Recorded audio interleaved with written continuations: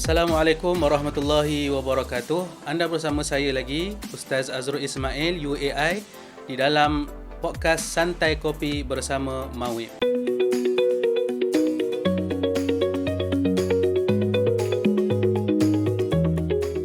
Pada hari ini saya akan bersama dengan tetamu yang daripada Majlis Agama Islam Wilayah Persekutuan yang akan membincangkan bagaimana Mawib membantu asnaf muallaf.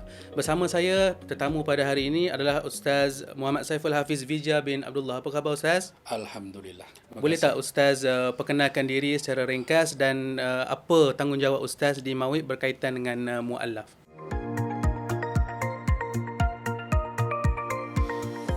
Ustaz, sepanjang Ustaz bertugas ni, ada tak kisah-kisah yang mungkin memberi inspirasi di kalangan muallaf kepada Ustaz? Ya, nak kata kisah, di sini pun ada kisah juga. Ya, ada betul, kisah Ustaz. juga. Cuma kisah tu dah lama lah berlalu. Cuma kisah-kisah baru ini, muallaf ini kalau kita lihat, cabaran tu sentiasa ada. Cuma apa yang penting adalah, kita perlu ada sifat kasih sayang. Bagaimana Nabi SAW begitu kasih dengan para sahabat. Tetapi kita hari ini pula masih ada renggangan di situ. Kemungkinan besar dengan itu adalah berpunca daripada mungkin terlalu kepada perkauman sebagai contoh. Ataupun mungkin tidak ada sifat sayang yang sepatutnya dianjurkan oleh Nabi SAW. Ataupun Allah Subhanahu Wa Taala berkata dengan lita'arufu, supaya kita saling berkenal-kenalan.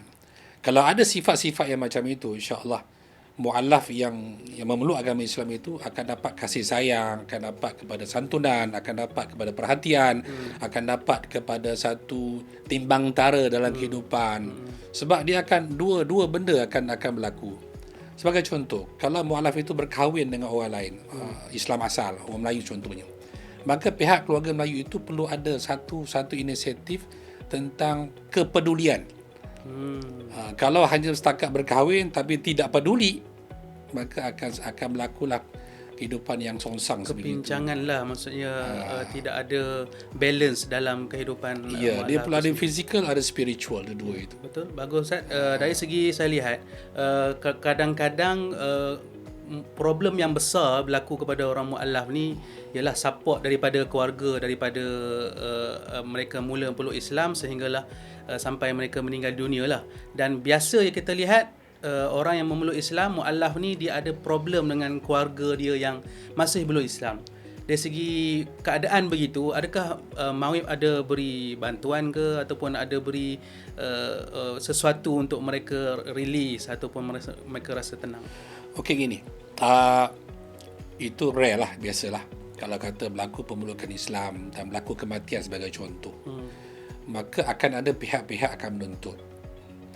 Siapakah pihak-pihak itu? Maka pihak itu adalah mereka-mereka yang keluarga asal mereka lah.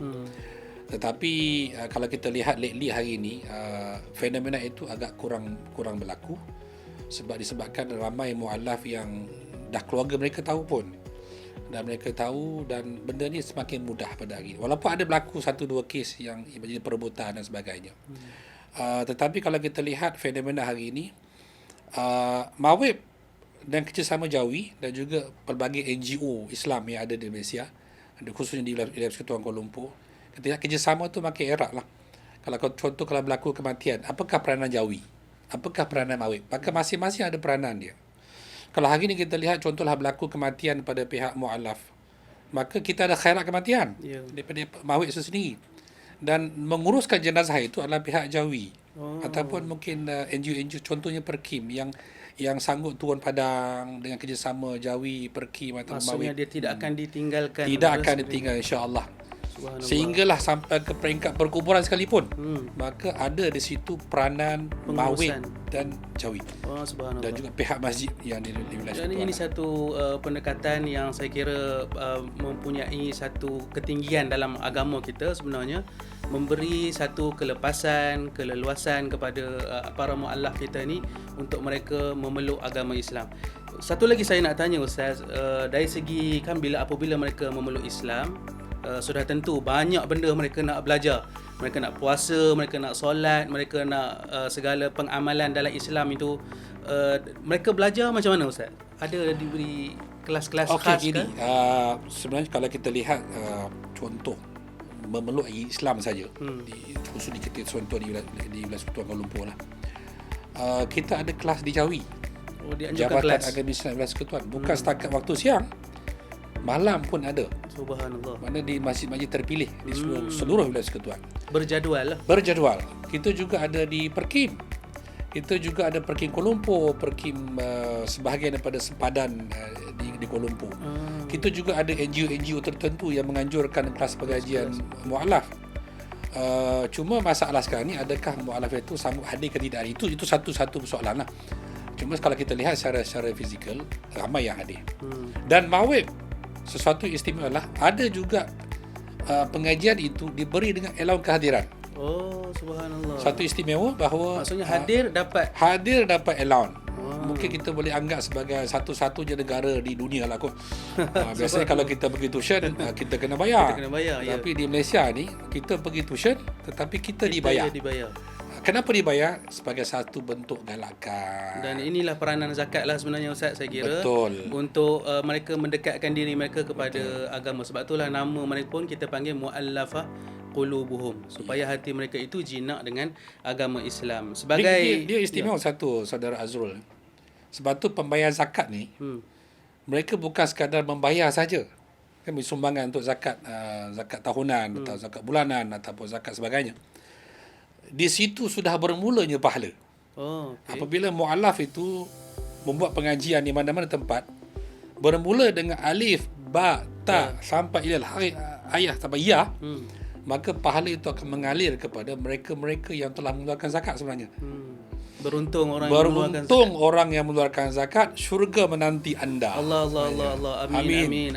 Terima kasih sekali lagi kita ucapkan kepada para pembayar zakat di wilayah Sekutuan, yang membayar zakat di PPZ Mawib. Mudah-mudahan harta tuan-puan yang membayar zakat ini mengalir pahala sebagaimana yang Al-Fadhil Ustaz Saiful sebutkan tadi. Untuk yang terakhirnya Ustaz, apakah harapan Ustaz kepada masa depan mu'allaf di bawah seliaan Mawib? Mungkin ada di sana harapan Ustaz supaya mu'allaf ini suatu hari nanti pendekatannya daripada Mawib macam mana, harapan Ustaz? Okey, dalam surah At-Taubah ayat ke-60 Allah sebut dengan jelas berkaitan dengan mu'allaf. 8 golongan yang layak terima zakat. Salah satu golongan adalah golongan mu'allaf. Apakah peranan Mawib? Mawib ada peranan dia dan mu'allaf itu sendiri pun ada peranan dia. Maka dua-dua combination itu perlu ada saling tarik menarik. Mawib sebagai satu bentuk entiti yang membiayai dana untuk golongan mu'allaf, maka mu'allaf itu adalah golongan yang layak terima zakat. Maka dua-dua berganding bahu untuk kerjasama.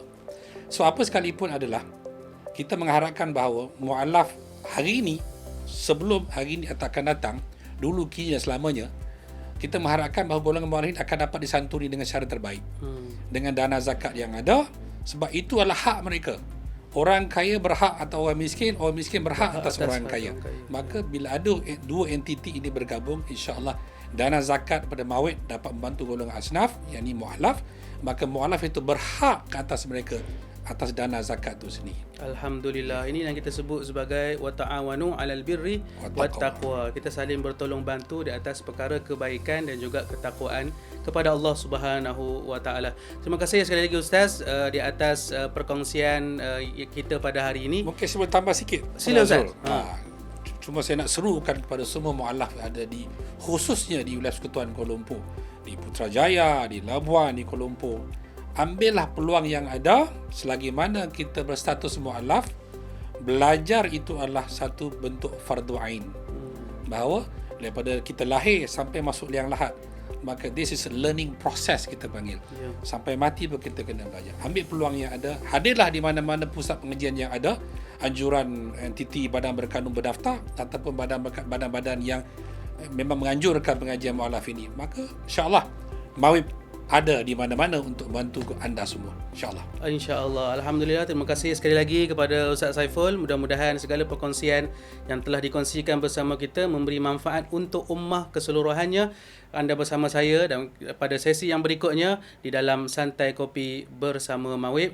Sekiranya itu saja. Assalamualaikum warahmatullahi wabarakatuh. Waalaikumsalam warahmatullahi wabarakatuh.